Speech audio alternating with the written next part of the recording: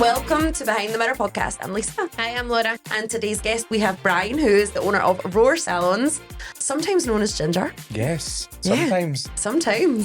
Not today, though, because it was going to take how long? Well, it takes me about 2.5 hours to get into full drag, full geesh. So, aye. So you're like one of these guys that know how hard we've got to work just to look like... To be fair, even before I did drag, I knew how hard women had to work. Like, you can't be a hairdresser and no understand a wee bit more about how women high maintenance. I mean, no my thing, obviously. But yes, I do understand and I feel with it. I empathise entirely. Love that. Love that. So you've got 3 salons. 3 salons, all on the south side of Glasgow. Yeah. And only 3 because it just happened organically.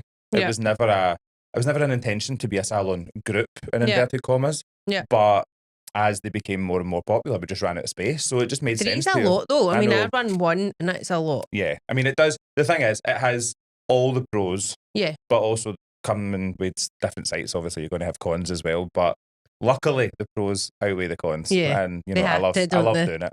But I can imagine the stories that you carry with 3 salons compared to our 1. Some of them are crazy. But the thing is, other people have also said to me, like, why do you not just go just one big salon? And it's so funny that those salons that are so close to each other, all on the south side of the city, they have completely different personalities and completely different clienteles. Mm-hmm. So, you know, for example, the Strathbungo salon is so gentrified. It's like, it's in Strathbungo. Everybody loves avocado and toast and they all want a mullet. Like, it's brilliant. But then you go 15 minutes up the road to Giffnock and it's big bouncy blow dries, balayage all day. Like, it's so different. But it's clever though, because then you've got like different targets, but you're kind of covering them all then at that point. Because I do think you do attract a certain type of clientele even based on, you know, the salon itself, don't you? So and the hairdressers you're you have covering working, the team, depending on what they want to. Like the Muren salon, the other one, it's massive for vivid colour work, but that's because Courtney, one of our art directors, she's obsessed with it. Yeah. So, you know, she would stand and do bright pinks, blues all day, every day. Oh no, it's my worst nightmare. I'm in between, like, I love colour, but I don't like getting dirty. No, I have it on the ceiling and everything. I've got well. one girl that I do vivids on and we've got to book the full day for her and it ends up, I had one time it was in my hair. It was like pink splashed into my hair. I was like, oh my God. Was that Rusty doing a green and then you come out looking like the Incredible I Hulk? know. Like, I've actually got a photo of me stood with an apron and it's like purple and pink hands and I'm like, what's the point in gloves? Why did I even bother? It's Sully from Monsters Inc. I see these people on Instagram and Facebook in their reels as hairdressers and they look beautiful and I think either you're not a hairdresser because why are you wearing Ralph Lauren? Like, how has that managed to make it through a shift? I look like an actual like hobo. By the time I'm finished, I've got multicoloured everything. I've got the heels on as well. Oh my God. I'm in Crocs all day, every day. You've done that for the reel. I'm leaving immediately. I can't cope with Crocs. I know, but my feet get so sore. We had this conversation last week. Honestly. Crocs are the life. See, when you're on your feet for 12-hour shifts. Absolutely not. Yep, I'm with them. No, but I mean, I bring myself back. I do own nice shoes and I usually... and they're beautiful. They're thank you. gorgeous. They're a wee bit of Geiger. And I like a wee bit of lube. But they only come to this podcast because I'm sat still. Well, I'm in heels tonight, so I'm in full drag tonight, so I'm performing in Glasgow. So I've got all of my friends and all of the bar that I used to work with over in Gran Canaria, because I lived there for like 5 years. They are all on tour, so I'm joining them for the Glasgow part of the tour tonight. So I'm in full-on 6-inch heel because anything smaller just isn't worth it, is it? Well, that's subjective, really. Banana for scale. Banana for scale. I love that. That was good. That was like, what, for me? No, that's Laura's thing. That's the actual story with that was that we had a logo to get put on the back of something, and Laura said, "Can you put it next to a banana, please?" And I was like, "What for scale?" Yeah. She was like, "Can you use a banana?" I was like, "What are you talking about? It's not even a standard size." And then Alan brought in a plastic banana, so it's just part of the set. Yeah. Anna. Do you know, talking about logos, I love the logo you've got for the podcast. Oh, thank How you. Good you two and your wee head wraps and your sunglasses. That's cute. When you handed me that mirror, I was like, I love this. I know, it's cool. It's camp. I know. We actually, our next photo shoot, we've got a whole kind of new theme going on idea. Cool. So yeah, we kind of try to keep it a bit different, don't we? I know. Fun, quirky, individual like us. Good, that's how it should be. Absolutely. So what got you into hairdressing? Hairdressing was, for me, like, let's be open and honest, I was a wee shit in school. So it really was not for me. Not academic in the slightest, and definitely a bit of a class clown. So I had it all planned out that I wanted to be a paramedic. Oh, really? Really, that was my thing. And the only way that I could see doing it, because I wasn't particularly academic, was I was going to join the army. 16, I was going to go in as a combat medical technician. That's and then incredible. come back out. And so that was my whole plan. I'd love to have been to the army now that I think about it. I'm just thinking about Ginger in the army, and that's exactly where my brain went. I thought, right, I can see why you would want to have joined the army. I've never been in the army, but most of the army have been in me. Oh my God! So, but I love it. So, but that was the idea, right? So I thought, brilliant. And then because of work experience, they used to always get me on every single work experience because they wanted me out of the class. Yeah. They were like, get rid of him for as much as for as long as possible. Bless you. So I did loads of stuff, worked in a gym, like went to an old folks home. It was great. I used to sneak them in cigarettes and all that. It was brilliant. And then eventually I had to organise my own work experience. So there's a salon in town called Pelly. Shout out to Pelly and Michael. The team are still there. And I just spoke to Michael and said, I went there to get my hair done when I was younger because I loved getting my hair done. Was it just somewhere else to go to do the experience? That was it. For me, it was a skive. I was like, it'll be easy peasy. I know the girls here. Yeah. I'll just come in and have a laugh. And Michael was like, no, wee man, if you're here, you're working. Yeah. But you know, when you're a kid growing up, and I was always naturally good at the things that I did. Like I was a kickboxer, and you know, like I played basketball for the school and blah blah blah. Like tactical things. I was always good at like hands-on stuff. And then when I started doing it, somebody was like, "You're really good at this." And I think at that age, to be told that you're really good at something, gives you a fire and a passion. Yeah. So ever since then, it's just built. And I mean, that was when I was like 15. So it wasn't yesterday, you know. And the thing is, back in the day when someone said to you, you were really good at something, they meant it, because now you get a prize for coming 50th. Absolutely. Whereas back in our day, you didn't. Yeah. You got told you were good if you were good. Yeah. Otherwise, it was like, sorry, this is not for you. Do you know how many times I hear see the youth of today? And I'm like, well, wait a wee minute, right? We were all young at one point. Yeah. And yes, everybody gets a medal for turning up these days, which I totally get. But that's us as a generation that's done that to them. I know. So also what we need today is remember and tell them they're good at stuff. Yeah. And also encourage them, because too many times they're hearing, oh my God, like you get away with everything, or it wasn't like that when I was younger. But no, if we're going to have apprentices, we need to encourage them, because it's only us that's going to change that. Yeah. And the world revolves so much around social media and AI and all these things now. Like, we have evolved as a society. And I had read something that said screens have always been huge, they just look different. Yeah, we had Game Boys, we had a Microsoft Windows, big, chunky fat. Remember the noise of the Wi-Fi like loading and stuff. Like, we still had these things, but now it's bigger and better. And so if you want to utilise your apprentices properly, like my girls are amazing at TikTok. Why not use that skill then? Absolutely. Like, I'm terrible at it. Absolutely terrible. So it's just like coming forward with the times. No, somebody told me that 80% of jobs in the next 20 years don't exist right now. Yeah. That's mental, because there'll be things that are a lot of the jobs that do exist won't exist as well. And but can you imagine? Have you seen those reels with the AI cutting the hair? No, I know. And it's like in Dubai, obviously they're fake, right? And it's like people going in, it's like a machine, like a blow dryer, and it just comes out with a bob. They just stick their head in a box and they come back out and they're like, hello. Why would you want to stick your head in a box of knives and scissors? I'm thinking that's a bad plan. I don't trust most people with scissors behind my head, never mind.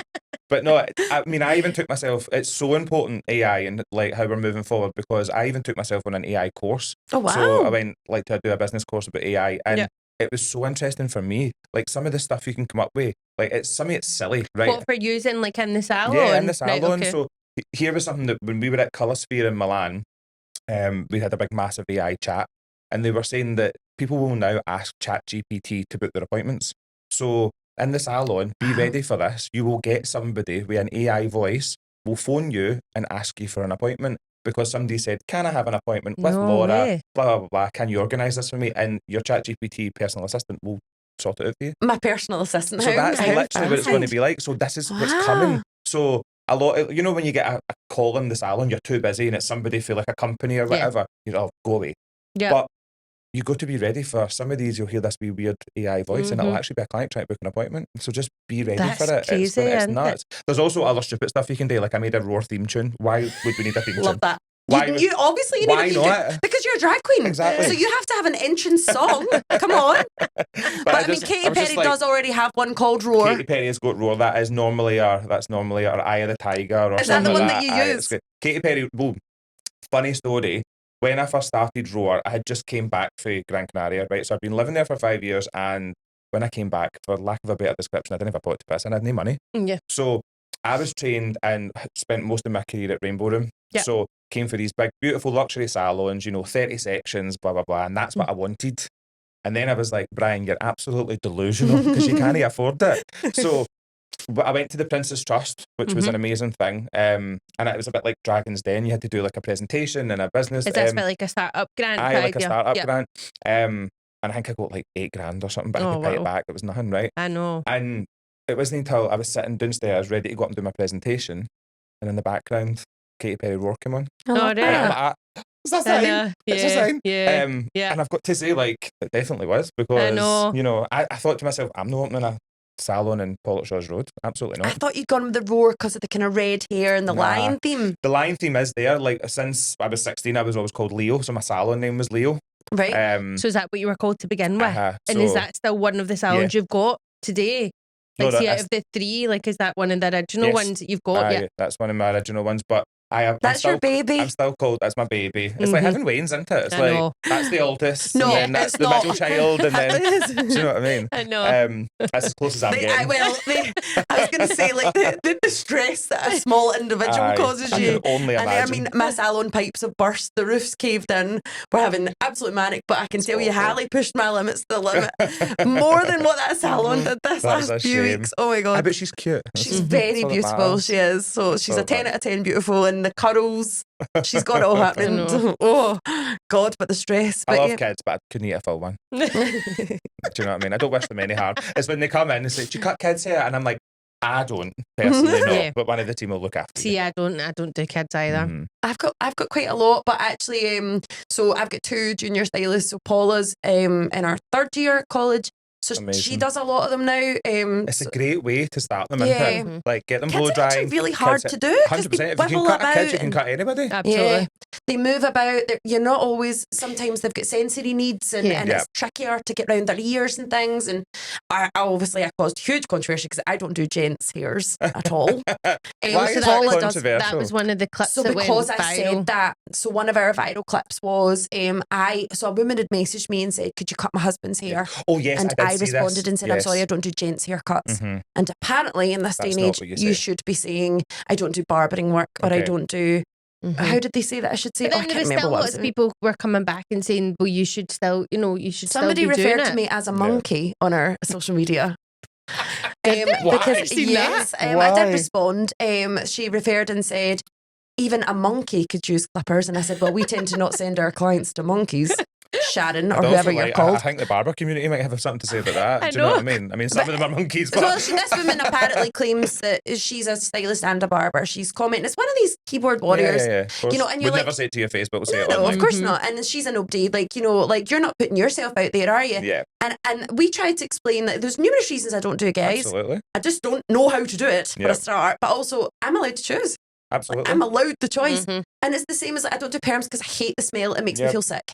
So maybe it doesn't now. Back in the day it did. So as a self-employed stylist, I just made the choice not to do it. That's okay. So when we first opened the salons, right, I was in this kind of debate, right? So I always put forward that we have genderless pricing, right? Because hair is not a gender, right? Yeah. So I have females who come to me who have clipper work, which I would call a barber haircut. Yeah. I also have gents who come to me who have long hair like me, and they have a haircut. It's a design haircut. Yeah. So it definitely has its category, right? Yeah. But I do believe that you shouldn't necessarily, if you're female and you've got short hair, I do believe if you're doing it quickly with clippers and it's taking me less time, you should pay less money. That's fine, right? Yeah. But there's also a massive thing about why would you do something that you're not comfortable in doing? I would never force. What I always say to my guys, don't knock it till you've tried it, right? Because that is literally my motto in life. So have a go at gents, have a go at barbering, have a go at perming, have a go at it all.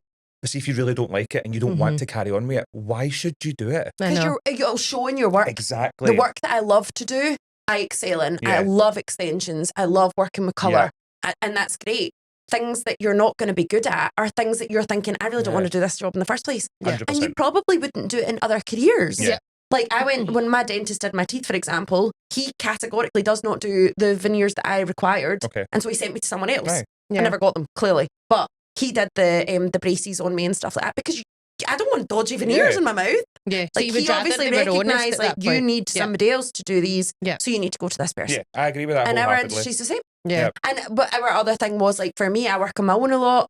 Or I've got one of the girls. So I just don't want to mail in a salon on my own. Agreed. And again, I should be allowed to do that. It's dark from 5 o'clock. Yep.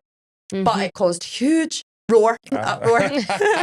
Cousin roar. My favourite thing. Well, I mean, we weren't scared of it. We said this before, we're going to push the limits on what, because you said once, and it was so true, those who shout the loudest are the ones that are being heard, but they're not always right. No, that's it. Empty barrels make the most noise. Yeah. So that's so the whole thing. And the thing with the LGBT community is that 95% of people know you're not trying to upset them. Absolutely. You're not trying to offend them. So by saying, I don't do gents haircuts, most normal people would be like, oh, she just doesn't do barber in there. She doesn't do that. Problem? That's the thing. That's what I don't but get. Like, then you get that 5% that's like, you can't call it that. You're upsetting me. I identify as a cat and I should be groomed. I know. So this is the thing, right? So I always think when it comes to like gender identification, right? There's two sides to it and it's how you approach it. So if you say to somebody, oh, hi, she, right? I'm really sorry. I don't identify as she. I'm they, them. Yeah. That person, you can then say, I'm really sorry. I'll use they, them for they on. There you go. You just move through life and don't be an asshole, right? Yeah. Nobody's meant to actually cause any harm. Both sides though. And this is what me and a lot of my trans friends will have the conversations about.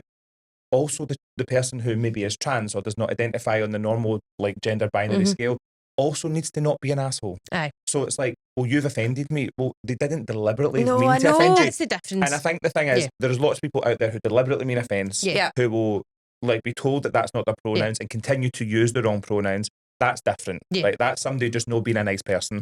Whereas, see when both people are nice people and they say, oh, that was a mistake. I'm very sorry. I didn't mean to do that. I'll now refer to you from then on. That's the world we should be living in. And it's easy. How much easier is that? Well, 100%. And you've not actually meant to upset somebody. I mean, do you see that guy that I can't remember his name right, but he's oh gosh, I'm going to be controversial. That's He's quite clearly male. Yes. Has stubble, has glasses, and has a wig, and wears these costumes with his boobs or his chest out. And he goes to restaurants, and I don't know how on earth they're doing it, but when they're filming, he's always filming, and they say, "Okay, sir, would you like the bill?" And he goes like, "I'm not, sir." Knife in my heart. And he starts him. He's always all over the place. Her, like whatever. Like, well, and this is the thing. But the situation is just that. But he's taking you're causing that situation. For it's rage baiting. That's literally what it is. There's difference between, like you said, that I'm going to be controversial. You're not. You're just having an open and honest conversation. The situation is that's not an open and honest conversation. He's deliberately going in there to get that reaction to then to use it. Aye, exactly. So then you can understand why people then decide not to use these correct pronouns or her correct pronouns, depending on what they are. I don't exactly know to what make a stance. Exactly, because you're annoying people. I know. And this is where it's becoming hard. These loud voices are shouting the loudest. So actually, the majority of us are happy to live in harmony. And you do you, I do me. You know, unless it becomes something absolutely, in my opinion, ridiculous. Like if you want to identify as a microwave, absolutely fine. But I mean, I'm not going to be calling you a microwave. You know, I get that. We need to respect people, because for me, that's not respecting the trans community either, because you're just taking the mick. Yeah, I get that. Like, I do get that. You know, I think the thing is, like, it's when the situation becomes detrimental to the person. Yeah. You know, I have a lovely client who comes and visits us, and her daughter now is like had such a hard time in school, and it's like she can't participate in sports day. Well, why can't she? She's a child. Yeah, she is a child. It's a egg and spoon race or a sack race. Why does it matter if it's a boys or a girls or a? Oh, sorry, they're not letting her. Like, not that she doesn't want to. She should be in the male part of it, but it's not. And I'm like, come on, I like, know, really? We're not in the Olympics it's here. Another human being. Like, why does it matter? I get the Olympics debate. Yeah, I do get that because obviously they're saying, you know, like the hormones are different, and and the swimming, Leah Thomas, like they've all said, well, we don't want to be in a changing room with them, her, and it's an unfair advantage because she was built hormonally different. But did you say a child, for God's sake? But I mean, it's an egg and spoon race, a sack race. I just think it's a bit ridiculous. I know, that's and the thing is as well, I always feel like it's hard for me and hard for us in general to have this conversation as well, and we are not part of the trans community. So how you need to have their point of view, don't you? Yeah. And everybody needs to have an open heart when it comes to, they're just people. People are people. Love is love, and your gender is your gender. Like, and if you just don't identify as the norm, why should you be like discriminated against because of it? Yeah. It's just like life's too serious sometimes. It's becoming so complicated, isn't it, with the changing rooms and the toilets? Because I get from that stance as well that the J.K. Rowling thing, we spoke about that before, going to a swimming room, a swimming changing room and there's a biological male and a female's changing room, and you're like, okay, you know, no idea my kids are here, they're naked. It's not really wonderful. I get that. It becomes so tricky. And I think the world will adapt. She's a bit, she's a controversial topic, to be fair, because she's deliberately evil with it. Like, I mean, it's just, she's no open and she's no understanding in the slightest of any of that community. And also as well, do you know what I say when it comes to the toilet thing? See the best nightclubs have got mixed toilets. Yeah. Like, they're all cubicles and you all come out the cubicle and wash your hands there and there. Mm-hmm. Who cares if you're in a cubicle? Wash their hands after the toilet? Excuse me. I hang about with the gays. We all wash our hands. Thanks very much. Don't know what these straight boys do, but we all wash our hands. But so like that's the thing, and it's like I think it's all just a wee bit too serious. Do you not think though as well? There's so much. I think it's because we work with the public as well. It's like it's so hard to have like, you know, to say the right thing and to not offend anybody. I mean, there's other people that probably, you know, if you maybe work in an office-based job, you're not dealing with a lot. Like, we deal with so many different types of people. Absolutely. And you're just trying to, you know, as you say, like, not go the fence and just Do you not think as hairdressers, though, we're quite worldly? Like, I think I was having this conversation the other day with some of my younger members of the team. Like, they become very mature very quickly because they meet so many people from different 100%. Walks of life. And I think even though you've not had some of those your own experiences, I think you learn it as a hairdresser standing behind the chair. You know, like, I was maybe only 16 when my first client said to me, oh, I'm just a bit off the day, somebody passed away. Yeah. And like, you've not experienced that yet, kind of. Yeah. So you don't really know how to say to somebody, oh, I'm really sorry for your loss. How to deal with certain situations, absolutely. And I think as well, we don't get taught it. Yeah. Like, we get taught vocational skills. We get taught how to blow dry, highlight, blah, blah. But not the therapy side but sometimes it is like, how do you actually deal with a client who's maybe going through something? Nowadays, as slightly older hairdressers, how do you deal with somebody that sits in your chair and says, really sorry, I don't identify as that? Yeah. You need to think back and go, right, I need to use all my experience to get this right. And so I understand where people are going. Yeah. It's like, even like, I had one of the younger girls come to me because her client had told her that she's been diagnosed with cancer, and she was like, oh, I don't know what to say to her. And I was like, you're just a human being. She'll, you know, she would rather, you know, you just spoke to her normally. Absolutely. And it's like, nobody taught me that at college. No. Do you know what I mean? I actually have a really vivid memory of my first ever experience as a junior of having a situation where I was like, oh no. So we had, I trained at an Aveda salon. Okay. And part of the Aveda experience is it's not just your hair. Yeah. It's a wellness experience. It's massages and everything in this a massage chair.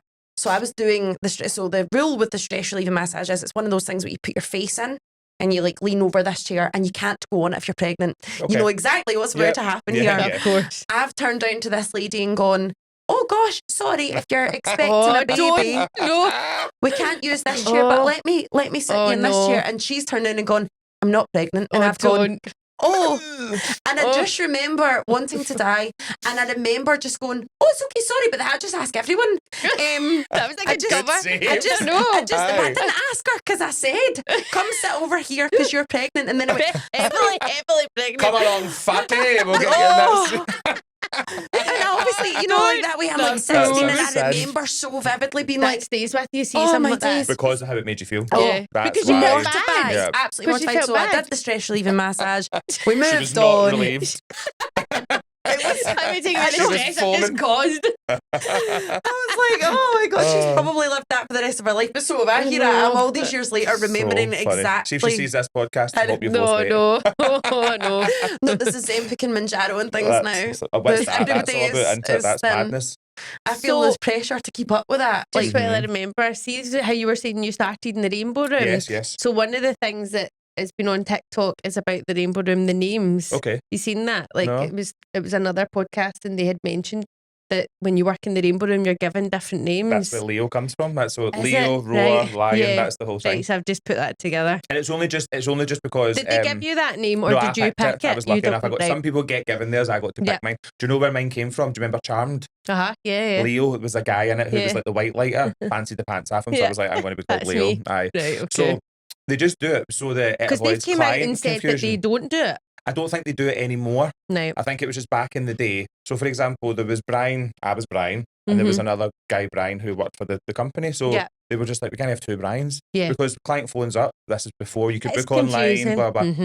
It's blonde Brian. Oh, he was blonde last week, but now he's got dark hair. Oh, actually, no, he's ginger. We're the Oh, industry wait, that doesn't work. It doesn't work. So it's like when you get 5 Lauras and it's like Laura M, Laura S, Lisa S, Lisa. That's like, that doesn't work. So we've actually got another Laura in the salon and she gets referred to as Laura with the rabbit because she's got a pet rabbit. But I'm like, well, I'm glad we clarified that. It's the funniest thing ever. It's like Laura with the rabbit. Poor Laura with the rabbit. Banana for scales. Oh, bless her. So yeah, but we just added something else. Like she's known as Laura Mia, and it just to keep it, but we never changed her name. But that's the thing. So even small things like that, we'll do it. So it was just easier. And do you know something? It was really nice to have a kind of an alter ego. Maybe that's where the drag came from. Maybe I just wanted another one. I'm the only person I know that's tripolar. Brian, Leo, and Ginger. Like what you want. I know. But maybe that's where that came from. So then after you left there, and then so in the Rainbow Room, you would have used obviously. What do they use colour wise? Schwarzkopf. All right. So how did you go into Goldwell? They've had a really, really good relationship with Schwarzkopf over the years. I had. So when I worked for Rainbow Room, I'd done a wee bit of like, and I hope somebody from Rainbow Room sees this because I still love them to bits. They're a great company to work for. But I'd done a couple of wee sabbaticals, shall we say. I left and came back, left and came back. I think I still hold the record for leaving and coming back so many times. But I went to go and be an educator for Goldwell, so I actually worked for the company. So I worked for Cal and on their behalf doing Goldwell, KMS, etc. And then when it was time to open my own salons, it was just a natural. Made sense. Yeah, it was a natural pick. So that came after. So, and now obviously I still have a role, so now I'm like a senior educator, but I'm freelance with Cal. So it encompasses Goldwell, Carousel, KMS. So I do a lot for them. And I love it because it keeps my day-to-day stuff a bit different. I love working behind the chair, doing my clients, managing the team, but also so nice that when you get like, I'm just back from Ireland, I was teaching in Ireland, get to go to London, do all this kind of stuff it just breaks it up for you. And I think doing education is critical for like running a company because I'm out there learning what people are doing, what they should be doing, what they shouldn't be doing. And I get to bring it back to my team. And also, and if any of my team will watch this, it shows me how good my team is because sometimes I go to other people's salons and see what they need to put up with and I might have a wee moment with mine but I think to myself, my God, my lot are absolute angels in comparison to what other people need to put up with out there. So I love doing stuff like that. So hairdresser behind the chair, 3 businesses, education, and then I do drag. You'd have been wasted in the army. I know. Do you know what I mean? Paramedic. Literally. I don't know. I think they might have kicked you up the bum quite harsh. I think you were saying you were a wee monkey in school. I think you really would have been booted. Listen, did hairdressing not do that to us when we trained? I'm pretty sure that was I know. That was a wee bit of a kick up, wasn't it? That is different nowadays, isn't it? Yeah. I think it's the things that you had to do as part of your role that you just got on with. Like we've now got sterilising machines for the brushes. I got one. I bought one. Did you? It's good. Is this the one you Every put it one in of my clients said as soon as they saw the podcast where Laura mentioned it, they saw a spark in my eyes. Like, what? You've got a what? It's a total gimmick, but it is good. It is. It is very good. Do you know what we used to do? Like, you know how after COVID, when we're just coming back, we used to sanitize all our brushes and keep them in big plastic bags. And then you'd take it out and you used it, you had to sanitize it and put it back in the bag. But have you got a Sybil? No. Sybil is wonderful. I know. We're calling her the 4th member of staff. My team were obsessed and the brushes have never been so clean in their life. So Laura comes on and talks about it. I know, look, we know. This is what's happened. She talked about it and I was like, I should be getting paid for that. It removes all the hair from the brush more than you can ever do manually. Ever. I've never... I know, but it doesn't bugger your combs that way. Right. And then it removes everything and then you put it in and it steams it and it comes out shiny. No. I was like, oh my God. I need to buy 3. It's like, do you know what I mean? I'm like, because then one salon kind of, how have they got that? I've not got that. And I'm like, oh, here we go. They're $99.99 plus that. Alright, that's not too bad. Alright, fine. Can we get a link at the bottom, please? Like and subscribe. One of the things on your website that caught my eye, which I thought would be quite interesting to talk about, was your policy on hijabs. Yes. Tell us how obviously you've got a big salons and with numerous people in them is what I mean. So how does it work when somebody books an appointment with a hijab that wouldn't then be allowed to be seen by males and other people? What's the policy then, first of all? So the policy is just that, as I said, we're all human beings. So if your religious beliefs and the way you kind of go about daily life is that you wear hijab, then if we can accommodate it, we will. So we are really lucky. Like, to correctly say a wee bit, like the thing is, our salons actually aren't that big. So what's really nice is like the Strathbungle salon, for example, at the moment, can only really have 2 operators at any time. Okay. Right? So I kind of pride myself on that, like, small, intimate spaces where people can come, they can relax. We all know as hairdressers, like, the most intimidating thing is walking into a big salon. There's a reception desk there, there's a barrier. You feel that people are looking at you. That's really hard, especially if you're trying to find a new hairdresser. Yeah. So, like, even the salons, none of them have got reception desks. Yeah. So you come in, you just say hi. It's really relaxed, but you still get all the amazing advice, and you still get amazing haircuts, colours, that kind of thing. So the idea behind the hijab policy was just that if people were comfortable to come into the salon, but they were wearing hijab or they wanted to book an appointment with it, we'll just make sure we can offer them days where there is not a male stylist in. You know, we've got blinds that can come down that people don't see them. And just make them feel really comfortable if we can. There's going to be days on a Saturday when maybe somebody's working and, you know, Gav's in the salon. We can't offer that day because there's going to be a male stylist. As long as you know in advance. To see at that point, would you lock the door? Because you wouldn't want a male coming in to make an appointment It's just either. simple things like that. Lock the door. Obviously, you can control who comes in and out. You obviously would check the diary as well to see if there's other male haircuts being put in. If there's a barber haircut under a male name, you would have a look. It's just using your common sense. Like, I know. But how nice is it for somebody who wears hijab, who can feel comfortable, come in? Because, of course, then we all need to remember in the west of Scotland, so sometimes it is a predominantly white, you know, situation. And, of course, not everybody who wears hijab is, like, a different race, but it's important to make everybody feel included. And it's the same way curly hair. You know, like, I would never want any of my salons to be a salon where somebody who had curly or coily hair walk through the door and say, "Can you do my hair?" "Oh, we don't cut Afro-Caribbean hair." I know. Like, whoa, no. Like, we're not in that day and age now. So it's about making sure that the team feel confident in providing those services. So there's somebody especially on the team. It doesn't need to be that all 10 people can nail that. Exactly that. But there's somebody, I get that. Obviously, we can accommodate that, but we can only accommodate it this day when he's in or blah, blah, blah. Because they're trained in that specifically and at as that you point. Said, we don't do everything because it you know, it will kind of show in our work. Like, I can blow dry, cut, colour coily hair, but I can't braid it. I'm not great at, you know, I can do protective hairstyles, you know, I can do twists, I can do bantu knots, that kind of thing, but I definitely can't, you know, do all these amazing braids. And I'm not going to try something that you're not, exactly. Well, it's like you've got Julie in the salon that specialises in curly hair. She's got stunning, curly, beautiful hair. And so pretty much a lot of her work on her clients. Most of it is, and that's her thing, and she's got curly hair herself, so there's a bit of an understanding, you know, for her. She's lived with curly hair. And that's her thing. She does other things as well. She's great. She does colour, and you know, and she's actually one of our barbers as well. But that's her thing, and she loves it. Because, you know, it's a bit like me with fine hair. I mean, we all can cut curly hair. Naturally. I mean, it's not looking great at the moment because my stylist over here is harder to get hold of than somebody that was travelling the world. Exactly. See what I mean? No, she goes on holidays deliberately, I swear to God, to avoid doing my hair. Anyway, I've got about 12 extensions left in my head. So I've got like no hair. So I know how it feels for someone to have fine hair. So I'm really good at transforming, like, even updos on fine hair. People come in with like a scrunchy ball and I'm like, no, we can do better than that. Let's nail this for you because I have it. I love that. I know how it feels. And I think that you can draw on your own experience of like 100% of what you've got. Like, the thing is, a lot of people, I actually realise now with my clientele who are coloured, I have a lot of naturally redhead clients because they want to be naturally red. And I think because I have it, it's easier for me to then create that colour. Because the worst thing to do in a redhead is when you put it on and it looks orange or it looks copper and looks really fake. The idea is to get that blend and the combination between blue and orange together to give you the right. Do you know what I mean? A lot of people automatically go for the coppers, but they're so red undertone. It's actually the gold into it that brings the copper out. I love 7kg. Is it your favourite? I love it. Really red. I absolutely love it. It's got the red, but it's also got the orange. So bright. I've got loads of clients for like a natural. It's it's not. I wouldn't more have said maybe. Favourite though, the simple fact, the easiest way to do that is to do 7kg, but mix 7A in with it. So a lot of time people just think it's going to completely brown it out. 7kg is quite a strong colour. So the right amount of blue in it makes it more natural. Without completely losing the copper tone. So my sister's in it all over 7kg, and it's just like bright.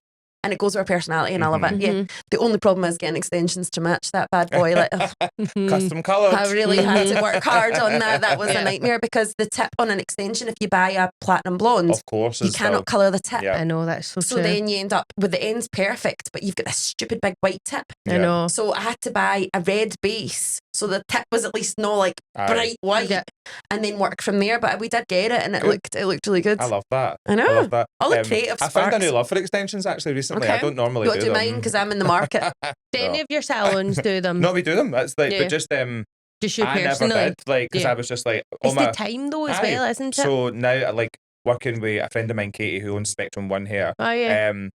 The hair's phenomenal, and I'm just like, I've seen a lot doing about it and playing with it. It's been so good. So we've got a new love for extensions in the salon. So everybody's kind of like, it's a wee bit of a buzz just now. What do you offer? Like what type of extensions? Nanos. Tapes are the worst. See, taking the tape off. Oh my God.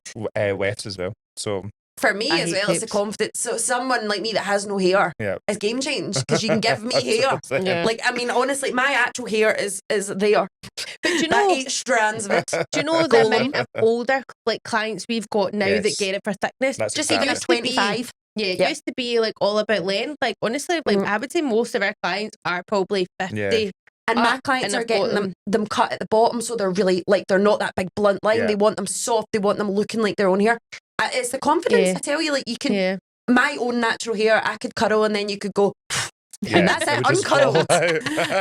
You know, like it's just pathetic looking. Whereas to know that I could have a bit, maybe not at the moment because there's only about 5 left in my head, but having that bit of sass and being able to feel comfortable, it's really good. As a business builder, I was always the thoughts of our extensions are going to bring you a certain kind of clientele. Yeah, you know that whole like 200 grams worth of hair. She's going to there. She's brutal with her colour. Like it has to be right there with the face spray. Like and.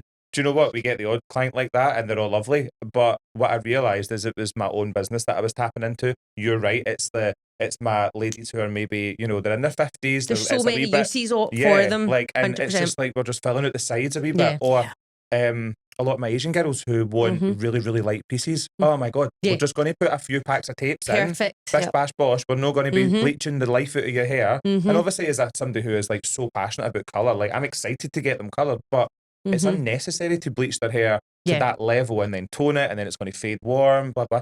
Cut a wee packets of extensions, Moira. You're so good. Moira. It's so good. I know. Love it. I know. No, brilliant. So we had another viral clip on Instagram with our last guest, Gary, who was really wonderful. Guy, Gary, he was really great. And the clip was really about how he thought when he came out as gay that you had to be a certain way because he'd never met a sort of like a masculine gay person. He'd only ever met effeminate gays. Yes, and he referred to them as finger snappers. Yes. Girl. Yeah, and he said, you know what, I didn't quite ever do that myself, but he'd gone to a club and met people that were maybe more like him and been like, these aren't gay. And that's how he'd realised, okay, wait a minute, I actually don't have to be something. No, exactly. Oh my goodness. Well, the clip went mental and it was like, people were so triggered by the fact that he'd said... Because he was like more masculine identifying gay. Yeah, I think because he said, you know, like that was the stereotypical gay and then it was like, well, he didn't really mean it personally and some the people, but that was quite a viral clip for Gary. But that's a similar thing for me. So like, as I said, is when I was growing up, right, I came out when I was 16 and my mum was just like, I know. My dad was really shocked, like he had no idea. Oh wow. But it's because like, you know, as I grew up, like I was out drinking in the park with all the lads. I was, you know, fighting with the other side of the scheme and all that, you know, like, and I was a kickboxer and so I did all the stereotypical male things at that but time. Heterosexual, what you would class kind of thing. Fast forward a couple of years, I'm a hairdressing fucking drag queen. You don't really get like any gayer, do you? But at the same time, even in drag, like I'm not particularly feminine. Like I have my moments, but it's a spectrum, and people don't realise it's like you can be as effeminate or as masculine as you want. Does it need a label? That's the thing, isn't but equal sides can be just as toxic. Like you know, like in gay culture, like if you are quite feminine, sometimes other people who act masculine will look down on you. And why should it matter? I know. Why should it matter? Just be as feminine or as masculine as you like. I know that's TikTok and Instagram for you, isn't it? Though? Do you find that your clients talk a lot to you about like problems with their partners, as in male partners? Yeah,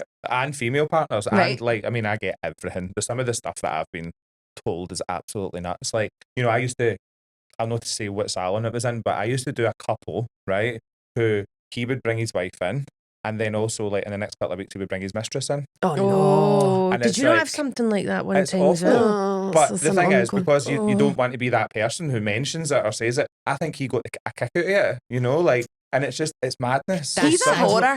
He's a horror. What a Did horror. they still come in? No. Do you know, him and her, the mistress, horrors. Who has the brass neck? I know. To show up knowing, like, I know. That's so risky. But and so, like, to put the hairdresser in that How position. bad is that for his wife? That's though? so, like, I really don't care. Yeah. I hope she knows, the wife. I hope she found it. And I hope she's kicked him 10 shades. I love it. And I hope she's going for every penny he's got. What the hell? There you go, darling, and I hope you've got our support. We get all that as well, like all the chat about like what's happening during the divorce and what's happening. Like, I love it. And then you the crazy clients who come in. You know, I've actually just, when I was sitting outside waiting to come in and film, I had a client on the phone said, I'd never received my confirmation message for my appointment. Am I still booked in? And I said, it says on your notes you refuse to give your number. And she said, well, I did. Well, how would you like me to text you then? It's coming by Dove. You know, like we don't send smoke signals anymore. Do you know what I mean? And I'm pigeons. Like, but I went to a client with a pigeon. Oh my God, I forgot about that. What? So I went and I do weddings. Totally random. Where I do hair and makeup for weddings. Okay. Had gone to this client's house and there was pigeons. I'm not joking. Floating about the living room floor. And I was like, oh, there's a bird in your house. Thinking it'd come in the window. And she's like, no, it's my husband's pets. They put wee things on their feet and they fly them. Aye. Oh, yeah. It's called keeping doos. Right, but I had never heard of this. Right. So I'm from Troon. There's not a thing. I don't think that's an excuse. No, but I think they keep seagulls instead of the seaside. I think it's because the sea air, they don't have them. There's no pigeons there. That's me. I swear. We need to caption that. That's going to be it for anybody who doesn't understand something. I'm from Troon. I'm from Troon. There wasn't pigeons. Certainly not in people's houses. From Troon that you get pigeons in Troon. I do not think you get a pigeon. I don't have any memory of ever seeing a pigeon. I'd They're imagine always the seagulls. probably Chase them away. Yeah. Seagulls used to attack children at schools. We had to have a hawk, a woman with a hawk and owls walk around with a glove to keep the seagulls from attacking the children. You definitely didn't get. I didn't get a woman with a hawk in my Priest Hill at school. It's a thing because my school was right beside the sea. The seagulls were like venomous. Anyway, so goes in this woman's house, and this guy's get 50. So it was just wandering around the house. Yeah, what a mess. Just wee George. No, but the house was immaculate. Like they're trained. And then she said, like, it goes to France and stuff. But she also told me on holiday.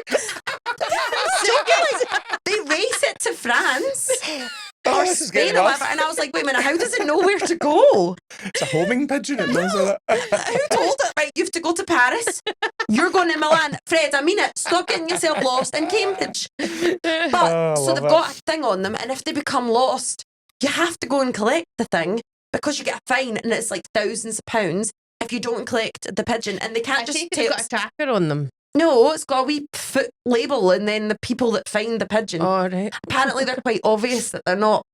I don't want to say like real pigeons, and they're not like stray pigeons because they just wander about. Imagine with the public. They're just like that. I'm not hanging about George Square with all that scum. Like, I'm off to France, not George Square, to eat fag diets after.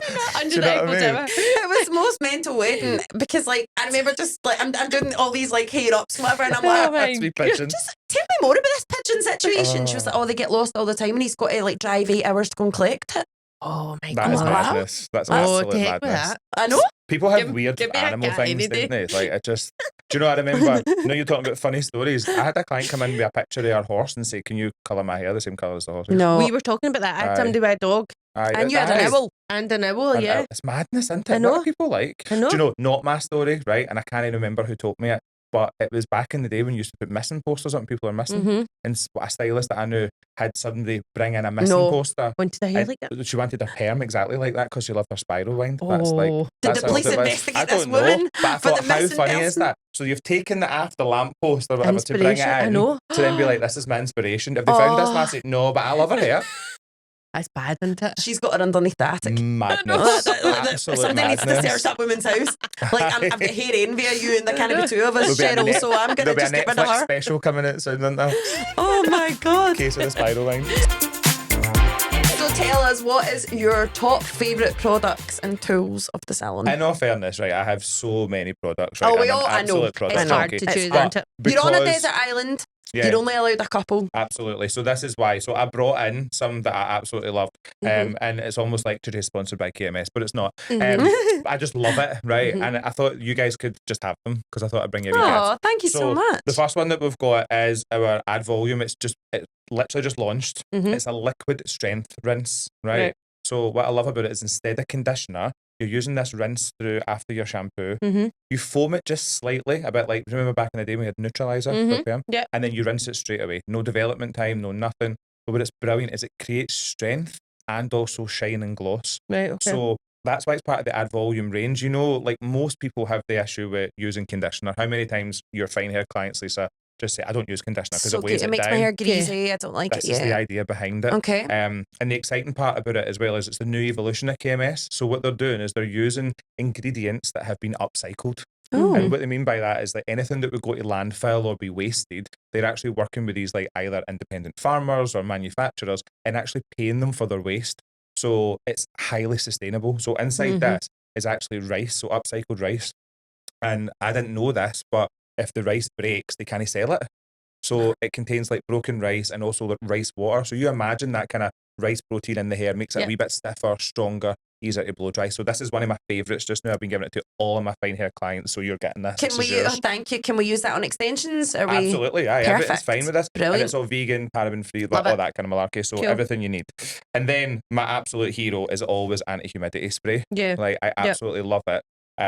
Obviously seals in your final, it doesn't really matter what you're doing. There's no hold to it, all shine, doesn't weigh the hair down. But the evolution idea behind this, upcycled tomato. Oh wow, is that really what's in it? So that's it. But of course, tomatoes in themselves have got loads of antioxidants. Yeah. So the antioxidants in the product helps make sure your colour lasts longer, hair stays healthier. So this has been absolutely fantastic. So this one's yours. That's cool. Just top tip for those who think that they can wash their hair with tomato ketchup and it will rinse out the colour. It's not going to do that. How many tips do you see on Facebook? There's some upcycled tomato in it. It does not smell like tomato. You can't put it on pasta. Like, see the amount of folk that go on Facebook and they're like, just wash your just hair having a wee bit of bolognese. Like, it'd be lovely, wouldn't it? Wash your hair with tomato ketchup and it'll fix it, or very liquid, and you're like, oh. You do know how to fix that if that is a thing. Well, actually, I saw a post yesterday, and what had happened was this wee girl had got her hair braided at a school fair, and it turned it pink. Okay. Like, so she had like natural base tan hair. Okay. What, the colour off the thread? Yeah, the tinsel had stained it very vivid pink, and the woman was asking for help. Okay. I was up to my eyeballs, and there's no way that I was going through the very liquid comments, but certainly it was really, really, really pungent. How would you? So the thing is with that, I'd imagine that's just a direct dye. Yeah. So you would have to maybe just wait until it washed out because it would probably come out quite quickly. Our hair's going to naturally be quite light, but it's not going to be damaged or porous, so it'll eventually just slide off that cuticle layer. But somebody has come to me before with the whole, like, green hair, chlorine, that kind of thing. And if you dissolve 2 aspirin in distilled water and then wash your hair with that, it's because what makes it green is the copper sulfate ions that are inside that. So that's what makes it green. So the aspirin gets rid of those. And it just means it'll clear it back up again. So it saves you having to put a whole bottle of Heinz on your hair. What's the thing as well? You're meant to dissolve like vitamin C in water that's as well. a very similar thing. Is it the same thing? It's like a chelating effect. Yeah. But yeah, you can do that. It's brilliant. Like and then obviously you've got but you've also got like surgeon aspirin sales now. Everyone that goes on holiday, make sure you take your Malibu Sea Hard Water Remover and your aspirin just in case. That stuff is great. I've only used it the once, but on extensions it's unreal, isn't it? Yeah, like anywhere near sun cream, it's like get it on, get it off. And perfume, because it can also like do the same thing. My mum has a special talent for wrecking her extensions. It's a gift that she's been given because I have never seen anybody do what she can do. She one time came back and they were like, it looked like she'd washed them in tomato ketchup, as in it stained them. I was like, what's happened to your hair? She was like, I went in the pool while they were putting the chemicals in, and I think it's just as you do. So it was like a line down the bottom of Scalp It Red, but Malibu Sea Hard Water is the go-to, and there's no other product like it. No, I don't think there is. I don't know much about that particular product either, but there's definitely nothing like it. It's the recommendation. It removes your hard minerals. It means if you're in a hotel where the mineral water, obviously the hair's not getting any oil from your natural head. It's and it's treated with all sorts of chemicals. Yeah, it's really wonderful, but £6 Amazon, I don't even think wholesalers sell it. Like, it's such an underrated product, but it's so good. Make sure you're using shampoos and conditioners that do that. Like, our Kerasilk range definitely does the same thing. So it's like, make sure minerals are removed, make sure hard well water's removed. So it does all of that in the product. And you know, it's like hair products are like beauty products, isn't it? Like the more you pay, the better it is normally. I know. So I would agree with that. And the other tip that I've got for people, and obviously we don't recommend anybody with extensions to go in the pool in the first place, Yes. right? But anybody who has long hair, what I've always said to them is wet your hair first before you go in the pool or the sea, because your hair's like a sponge. Yeah. So as long as if it soaks up all the water that doesn't have chlorine or salt in it, then there's no It's more. full. It can't get any more. It's full. So I say that to people all the time, and it's always like a revelation. They're like, oh, so I can go in the water. I'm like, I would rather you didn't, but if you need to, make sure it's damage. Wet it with the fresh water first before you jump in the chlorine water. See, because I'm like 10 years deep of having extensions, I'm very much like, I'm not going to have my life to suit extensions. Absolutely. If I've got to buy an extra set, I've got to buy an extra set. But I'm always like, get in a mum bun right at the top of your head. I want to see a cap on that head. You just have to do your best to try and keep it away. My mum just likes to, I don't know, I think she actually like dips them in the chemical. Just to wind you up. I'm coming back for holiday, so get Lisa going. She'll FaceTime me and I'm like, why is there a big orange streak in your hair? She's like, I think it was my fake tan on my neck. I don't know. And I'm like, oh my dudes. Have you taken the Malibu C? No, I've not packed it. Now I'll be like, get that aspirin in that bag. I try it. I don't know if that'll work the same for extensions, but no idea. But we can get Lynn will sort that out. She'll be the model. Thank you so much for coming on and being our guest today. It's been really brilliant. Pleasure. Anything that you want to add about your salons? No, just like come and find us. Obviously, socials. It's Raw Hair and Beauty on Instagram. There's a bit of YouTube out there. We've definitely got Facebook, and we're even dabbling in TikTok to keep up with the kids. You know, it's trying to find the time to do TikTok. That's the thing. I find hard. But I definitely come and see us. We definitely get some exciting stuff coming. I know there's definitely a new salon going to be coming at some point, so that'll be exciting. And the launch of Road Education. So for other hairdressers out there listening, you might learn how to do it the way I do it, or the way Roar do it, then we're here to come and teach you. So brilliant. Get Love in touch. That. Yeah, give them a wee message. Thank you for watching, listening, liking and subscribing. We will see you next week for our next episode. Thank you. Bye. Ciao.